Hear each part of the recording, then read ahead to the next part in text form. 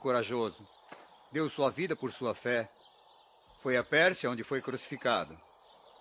Haviam dois Judas, um que é sempre mencionado como aquele que não o Judas Iscariotes, para deixar claro que não foi aquele que traiu Jesus, e o outro Judas, o Iscariotes. O primeiro Judas, não o Iscariotes, o Judas Tadeu, como era frequentemente chamado, foi um homem que esteve sempre muito perto de Jesus, um discípulo muito amigável e muito dedicado. Por fim, pregou na Mesopotâmia e na cidade de Jericó foi morto com golpes de machado e pedras.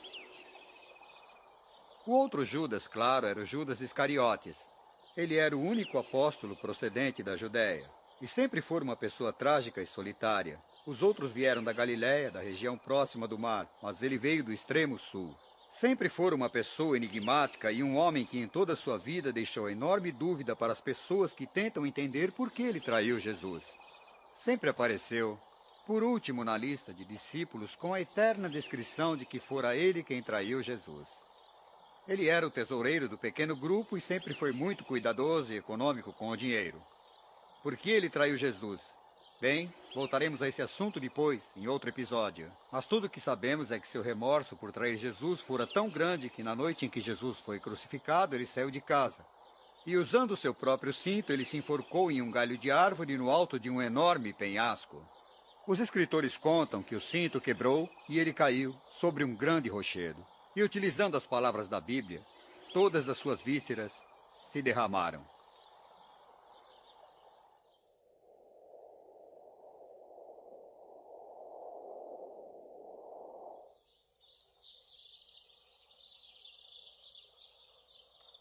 Mateus foi um daqueles discípulos que ninguém esperava que fosse se juntar ao grupo de discípulos.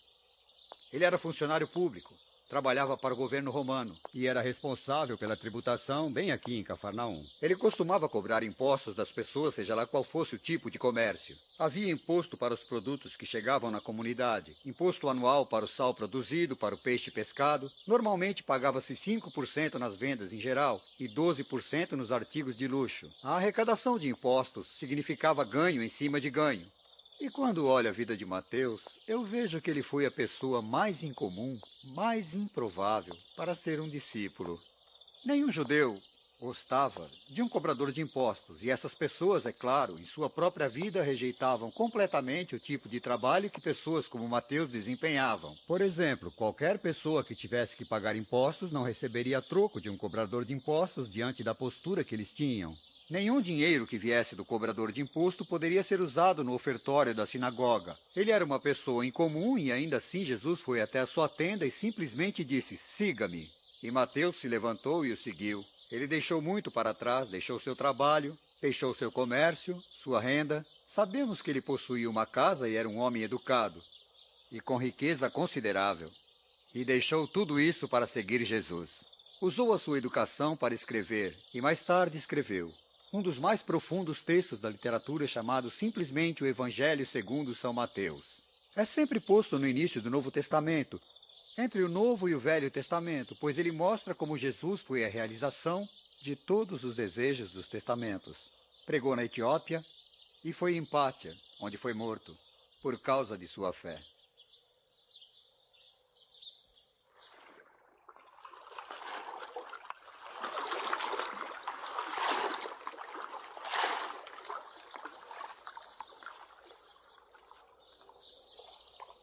Jesus chamou 3 outros discípulos da região do lago da Galiléia. Ele chamou Filipe mais ao sul. No momento do seu batismo, Filipe testemunhou o batismo de Jesus e pouco tempo depois ele chamou Natanael também para ser seu discípulo. O interessante de Filipe é que ele estava sempre fazendo perguntas.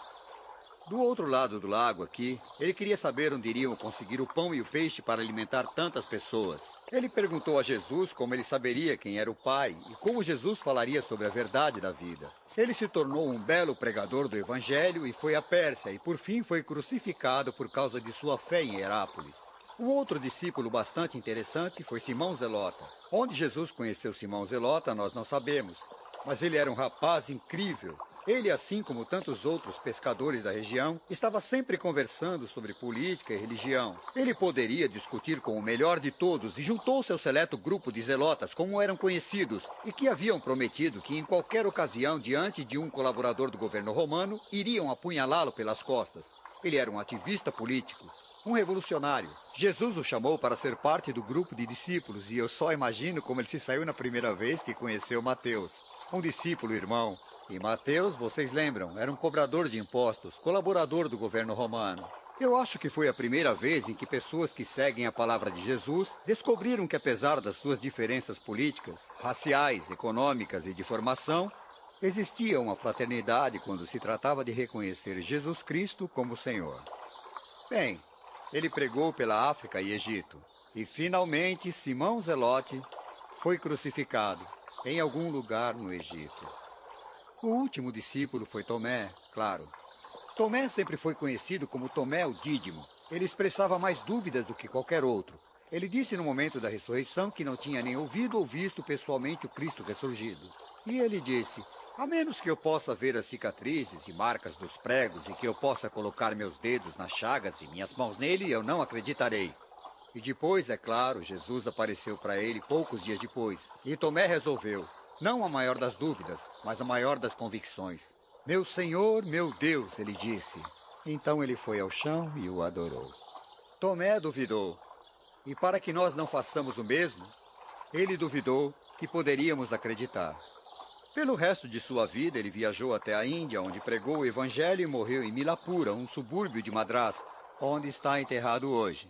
É a grande igreja indiana. A igreja de São Tomé foi nomeada em sua homenagem. Depois do suicídio de Judas, mais um discípulo foi escolhido. Ele foi testemunha da ressurreição e conheceu Jesus pessoalmente. Ele se chamava Matias e foi pregar na Mesopotâmia, onde morreu com fé.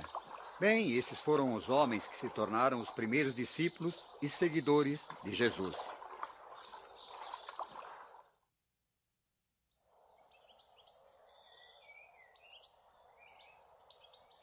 Se ele foi o Filho de Deus, você pergunta, por que discípulos? 2 motivos. Primeiro, ele queria que a sua mensagem se espalhasse pelo mundo. E qual outra maneira melhor do que ter um grupo de amigos que conhece seus ensinamentos e passe para outras gerações? Ele queria que sua palavra fosse espalhada mundo afora. E seus leais discípulos conseguiram fazer isso. Não há dúvida. Eles foram eficientes. Até a data da morte de João, foi estimado que havia aproximadamente 1 milhão de cristãos espalhados pelo mundo romano. Jesus escolheu seus discípulos de 3 maneiras. Primeiramente, ele apenas chamou qualquer pessoa que quisesse juntar-se a ele. Siga-me, disse ele. Com frequência, ele chamou indivíduos, mas chamou também grupos de pessoas. Venham, sigam-me, venham a mim. Eram convites abertos a todos. E então, depois de chamá-los, ele escolheu diante dos que queriam segui-lo, aqueles para quem ele ensinou com mais cuidado. Muitos são chamados, poucos serão escolhidos, disse ele. E diante do grande número de convidados e do pequeno grupo de escolhidos, ele então selecionou um grupo ainda menor que seriam os seus apóstolos, que iriam levar sua mensagem pelo mundo. Selecionou essas pessoas para levar a sua mensagem, para pregar, ensinar, curar, ir pelo mundo, proclamando o Evangelho. Em uma ocasião, ele enviou para os morros que rodeavam o lago 70 pessoas para pregar, ensinar e curar. E depois, é claro, ele escolheu e selecionou os 12, que não seriam mais chamados de discípulos, mas sim de apóstolos. Esses 12 viajaram com ele durante 3 anos por toda a Galiléia. E enquanto viajavam com ele, passavam dias e noites. Noites de oração nas montanhas, dias ensinando e pregando, trabalhando nas sinagogas, sempre falando para multidões. Todos os anos iam a Jerusalém. E claro, sempre que se distanciavam dessa comunidade aberta e cosmopolita da Galiléia, até as altas montanhas de Jerusalém, para o ortodoxo da fé religiosa, lá encontravam oposição. E cada vez que Jesus for atacado, por causa da sua atitude liberal diante das antigas doutrinas, ao ser crucificado, seus discípulos com medo fugiram. Um o negou, um o traiu, e os outros fugiram. Mas o impacto da ressurreição foi tamanho que eles voltaram com coragem e determinação e levaram sua mensagem por todo o mundo. proclamando o Evangelho.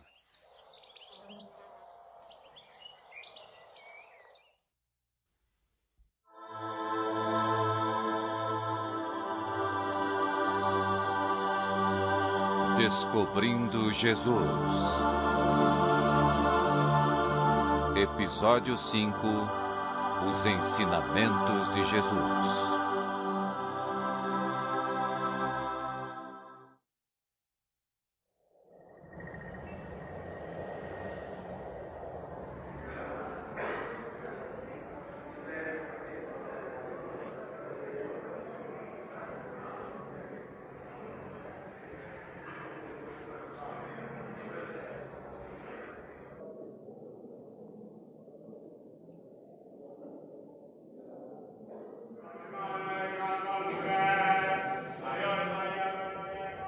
Estamos aqui na parte mais sagrada do mundo ocidental do templo, planejado e construído pelo rei Herodes. Para o povo judeu de todo o mundo, este aqui é o centro da devoção e da afeição pela leitura dos escritos de pergaminho. Este é o Salão dos Escritos, onde os famosos e lindos textos antigos do Toral das doutrinas estão guardados. Essa parede do templo foi construída pelo rei Herodes durante a vida de Jesus. A parede do templo tem 600 metros de altura e acima de nossas cabeças, o grande templo foi construído. Foi para este templo que Jesus veio quando criança e foi aqui que ele discutiu questões sobre as doutrinas com os grandes doutores da fé.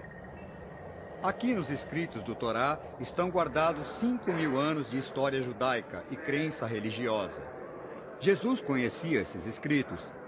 Ele os leu e ensinou a partir deles. E foi com sua interpretação das novas promessas de Deus sobre a graça e o amor, vistas sobre a fé, que o levaria a conflitos com os rabinos ortodoxos e com as desigualdades de seus dias. Aquela nova interpretação o levaria por fim ao desenvolvimento do cristianismo proveniente do judaísmo. Logo, a incrível base do ensinamento cristão se iniciou bem aqui, nos escritos do mundo ocidental do templo do rei Herodes.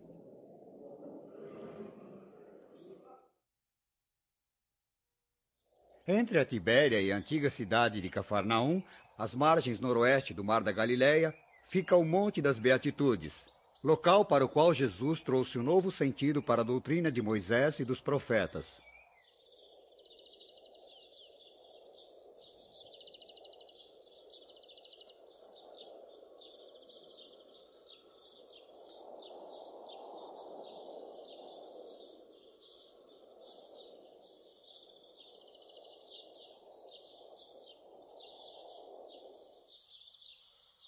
Foi nesse verde monte de grama, aqui no lugar chamado de Monte das Beatitudes, que Jesus deu ao mundo alguns dos seus ensinamentos mais revolucionários, que jamais foram conhecidos pelo homem. Hoje, um belo asilo e uma linda igreja. Conhecida como a Igreja do Monte das Beatitudes, serve para nos lembrar a mais poderosa exposição já apresentada às pessoas, e foi chamada de o Sermão da Montanha. Houve um tempo quando Mahatma Gandhi foi questionado quando estava na Índia pelos seus seguidores. Qual era o segredo de sua tamanha força e poder? E tirando, debaixo da sua vestimenta, um pequeno livro ele o mostrou às pessoas e Mahatma Gandhi indicou que aquilo era uma cópia do Sermão da Montanha, das palavras de Jesus. Depois de refletir durante um tempo, os ensinamentos de Jesus me parecem ser tão diferentes de qualquer pessoa e tenho certeza que você concorda. Para começar, são informais. Não eram como de um professor na universidade que escreveu livros, apresentou palestras e escreveu longas dissertações. Seus ensinamentos eram bastante informais e ele andava enquanto falava com as pessoas embaixo de uma árvore ou à beira do mar. Ele era um professor criativo e falava sobre a vida e sobre as coisas que as pessoas podiam ver ao seu redor,